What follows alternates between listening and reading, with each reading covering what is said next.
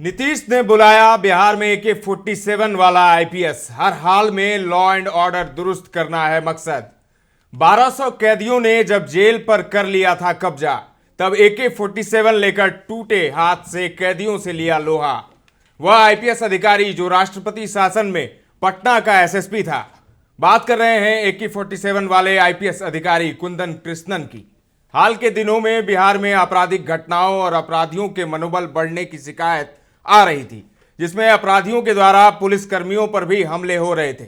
ऐसे में नीतीश सरकार ने एक बार फिर से अपने पुराने तेज तर्रार आईपीएस अधिकारी कुंदन कृष्णन को वापस बिहार बुलाया है।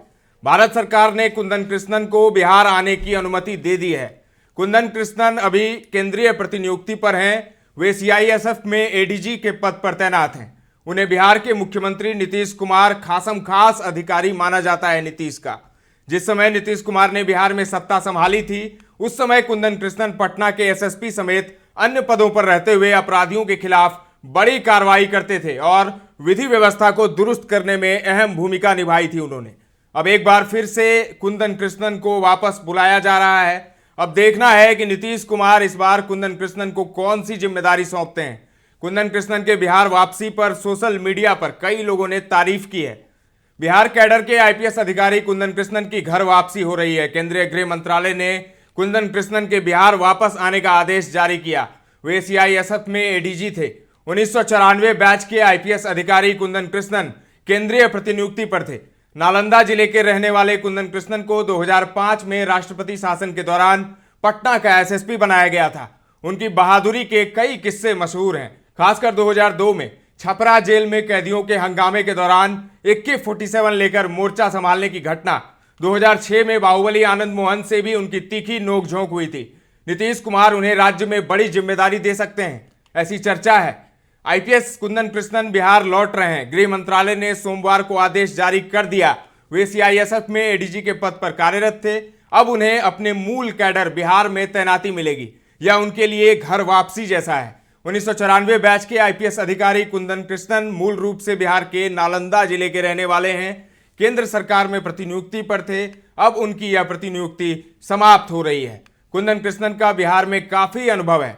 2005 में जब बिहार में राष्ट्रपति शासन लगा था, तब उन्हें पटना का एसएसपी बनाया गया था। यह उनके कार्यकाल का एक महत्वपूर्ण पड़ाव था। वे अपनी काबिलियत और बहादुरी के लिए जाने जाते हैं। कई मौकों पर उन्होंने अपनी योग्यता साबित की है। 2002 में छपरा जेल में हुए हंगामे के दौरान उन्होंने साहस का परिचय दिया था। लगभग 1200 कैदियों ने जेल पर कब्जा कर लिया था और पुलिस पर पथराव और फायरिंग कर रहे थे। इस स्थिति में तत्कालीन एसपी कुंदन कृष्णन AK-47 लेकर कैदियों से लोहा लेने पहुंच गए थे। पुलिस की जवाबी कार्रवाई में 5 कैदी मारे गए थे। इस घटना में खुद कुंदन कृष्णन का हाथ भी टूट गया था। यह घटना देश भर में सुर्खियों में रही थी। उनके साहस की खूब चर्चा हुई थी। कुंदन कृष्णन का बिहार के बाहुबली नेता आनंद मोहन से भी टकराव हुआ था। 2006 में आनंद मोहन की देहरादून में पेशी थी। पेशी के बाद आनंद मोहन को सहरसा जेल जाना था, लेकिन वो सीधे पटना आ गए और एक होटल में ठहर गए। तत्कालीन पटना एसपी कुंदन कृष्णन को जैसे ही इसकी खबर मिली, वे अपनी टीम के साथ आनंद मोहन को गिरफ्तार करने पहुंच गए। दोनों के बीच तीखी बहस हुई। कुंदन कृष्णन ने आनंद मोहन को गाड़ी में बिठाया और जेल भेज दिया। ये घटना भी काफी चर्चित रही थी।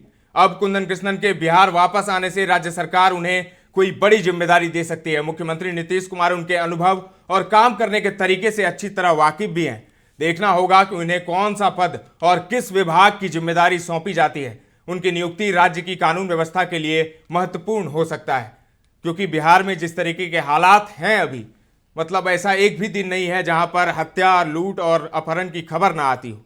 तो ऐसी स्थिति में अब कुंदन कृष्णन की प्रतिनियुक्ति पर आना बिहार में, जब डीजीपी RS भट्टी चले गए थे, तब काफ़ी मायूसी हुई। उसके बाद शिवदीप लांडे को भी सेंटिंग में एक तरीके से डाल दिया गया, तब भी लोगों को काफ़ी मायूसी हुई थी। अब कुंदन कृष्णन के प्रतिनियुक्ति से हटने और बिहार आने की खबर ने थोड़ी सी राहत जरूर दी है। फिलहाल के लिए इतना ही। ताज़ा तरीन खबरों का सिलसिला लगातार जारी है। देखते रहें दर्श न्यूज।